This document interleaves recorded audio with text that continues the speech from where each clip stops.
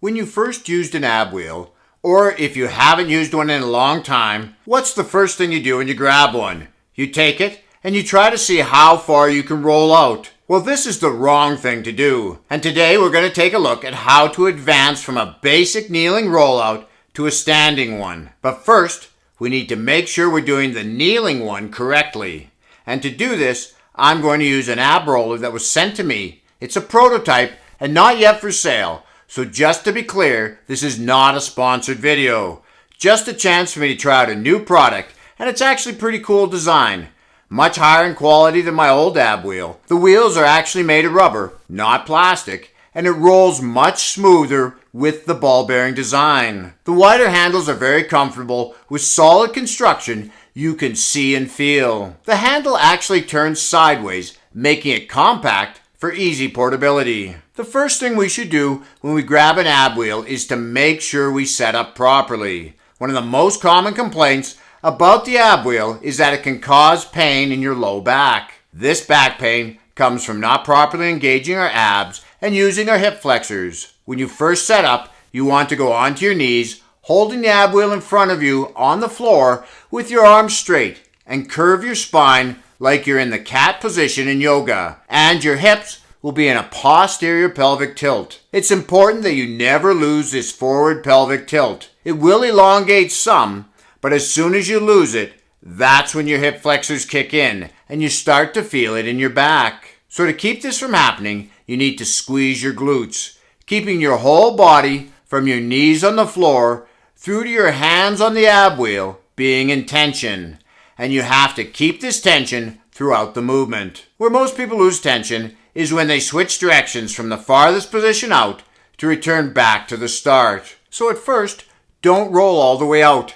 Find a spot where you're comfortable rolling out to and practice rolling out and back without losing tension when you switch directions. You can use a block so you don't overshoot your mark, or a stopper like the one I'm using here that came with this ab wheel. Another thing to note before we start moving into some more advanced variations is when you roll back, your hips should stop in the same position as they were in when they started. If you go back farther than this, it's a sign that you're using your hips to pull back and not your abdominals to curl back.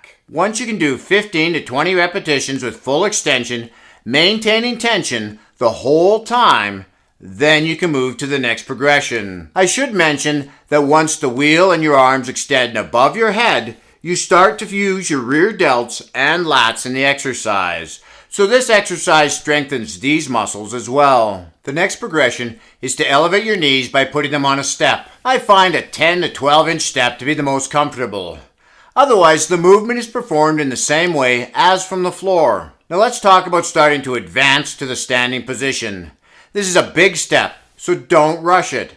All the cues from the earlier progression still apply. Maintain a posterior pelvic tilt, squeeze the glutes, and maintain tension throughout the body, which is going to be more challenging as you no longer have the floor to support your knees. Just like before, you don't want to be rolling all the way out. You can use a stopper, or if you don't have a stopper, you can use a wall, slowly increasing the range of motion as you advance. The next variation will help you develop core strength through the negative portion of the rep. Once you've mastered the first two progressions and have enough strength that you can roll all the way out under control from the standing position, then you can give this one a try. What you do is you roll out until you're fully extended, then drop to your knees and roll back.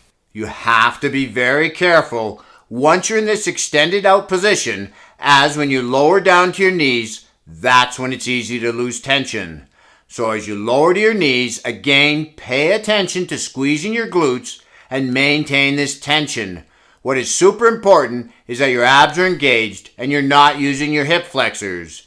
If you want to learn more on how to better engage your lower abs, watch this video next so we'll be able to keep working out with our abs engaged. This is Lawrence from Fit and 50. We'll talk to you again in the next one.